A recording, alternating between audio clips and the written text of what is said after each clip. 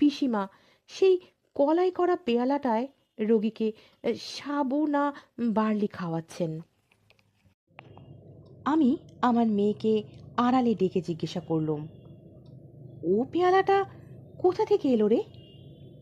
খুকি বললে, ওটা কুকুরে না কিসে বনের মধ্যে নিয়ে গিয়েছিল বাবা, মনুদি দেখতে পেয়ে নিয়ে এসেছিল। সে তো অনেক দিনের কথা। পাঁচিলের বাইরে ওই যে বন, ওইখানে টেনে নিয়ে গিয়েছিল। আমি বিস্মিত হয়ে জিজ্ঞাসা করলুম, মনু নিয়ে এসেছিল? আহ, জানিস ঠিক তুই? খুকি অবাক হয়ে আমার মুখের দিকে চেয়ে বলল, হ্যাঁ বাবা, আমি খুব জানি। তুমি না হয় মাকে জিজ্ঞেস করো। আমাদের সেই যে ছোকরা চাকরটাকে কুকুরে কামড়েছিল না, ওই দিন সকালে মনুদি পেয়ালাটা কুড়িয়ে আনে।